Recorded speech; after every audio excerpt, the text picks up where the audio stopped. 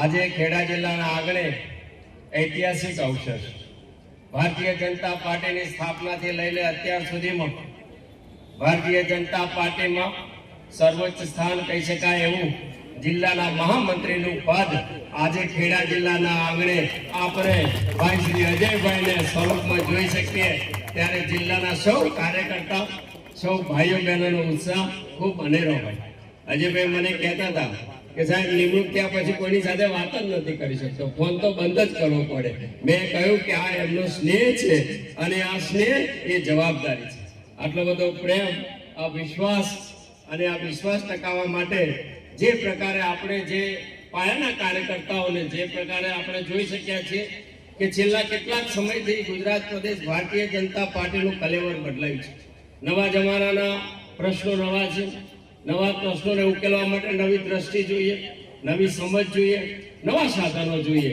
ત્યારે એને માટે લાયક નવી પેઢી પણ હોય કે જે પાર્ટીના પ્રશ્નોને ઉકેલે, સમાજ જીવનના પ્રશ્નોને સત્તા સુધી પહોંચાડે અને સત્તાના માધ્યમથી સમાજ સેવાનું કામ કરે એવી મહત્વની કરીને આપણે નવી પેઢીના સ્વરૂપમાં આજે ગુજરાતમાં આપણે જોઈએ છીએ.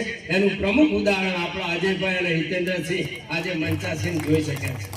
આ નવી પેઢી છે અને નવી પેઢી છે ત્યારે પાર્ટીએ જે દિલ દ્રષ્ટિ સાથે આવનારા 20-25 વર્ષ સુધીમાં આદરણીય અમિતભાઈ શાહ સાહેબ તો કહે છે કે 2050 સુધી આ દેશમાં ભારતીય જનતા પાર્ટીનું શાસન રહેવાનું છે. ત્યારે 2050 સુધીમાં આવા યુવાન નેતાઓ ઘડીને એક પ્રકારે ઘડતર થયેલા નેતાઓ પાર્ટીનું માર્ગદર્શન કરવાના છે, નેતૃત્વ કરવાના છે. 20 વર્ષ પહેલા ખેડા જિલ્લામાં પણ આપણે આજે સૌથી વિશેષ આનંદ તો વિનુભાઈ, દશરથભાઈ, નરેશભાઈ શાહ એવા જૂના કાર્યકર્તાઓને થશે, રાકેશભાઈ જેવા કાર્યકર્તાઓને થશે કે 20 વર્ષ પહેલા પ્રદેશના મહામંત્રીશ્રીઓની નિમણૂક થાય અને ખેડા જિલ્લામાંથી કોઈ પરિણામ ન મળતું હોય અને આજે ખેડા જિલ્લાની એક પણ ચૂંટણી એવી નથી કે જ્યાં ભારતીય જનતા પાર્ટીનો વાવતો ન ફરકાય. ત્યારે આ પરિવર્તનની સાથે કેટલાક નવા નેતાઓની પણ જવાબદારી આપણે જોઈ શક્યા છીએ. અને આ નવા નેતાઓ પાર્ટી તૈયાર કરતી હોય. 50 છોડ વાવીએ આપણે તો કઈ 50 છોડ વૃક્ષ ન બની જાય, પરંતુ માન 4-5 છોડ એની જો કાળજી રાખવામાં આવે તો 4-5 નેતાઓ તૈયાર થાય. અને એવા ખૂબ કાળજી સાથે ઘડાયેલા કાર્યકર્તાઓ આજે મહત્વની જવાબદારીમાં જઈ રહ્યા છે. કહી શકાય કે છોડમાંથી વૃક્ષ બનીને એક પ્રકારે ખેડા જિલ્લાને છત્ર છાયા આપવાવાળા આપણી પાસે આવા આગેવાનો તૈયાર થયા ત્યારે આપણા માટે ખૂબ આનંદનો અવસર છે. આપણે જાણીએ છીએ કે સંગઠનનું કામ એટલે પાર્ટી આપણે માસ આધારિત છે, સંગઠન આધારિત છે. સંગઠનના આધારે જ પાર્ટી ચાલતી હોય છે. ત્યારે સંગઠનમાં જે પ્રકારે એક વિશેષ ગુણ હોય, સંગઠનનો કાર્યકર્તા સમાજમાં ભરેલો હોય, સમાજમાં રહીને સમાજની ચિંતા કરીને સમાજના પ્રશ્નો સત્તા સુધી પહોંચાડે અને સત્તાના માધ્યમથી સમાજ સેવાનું કામ કરે.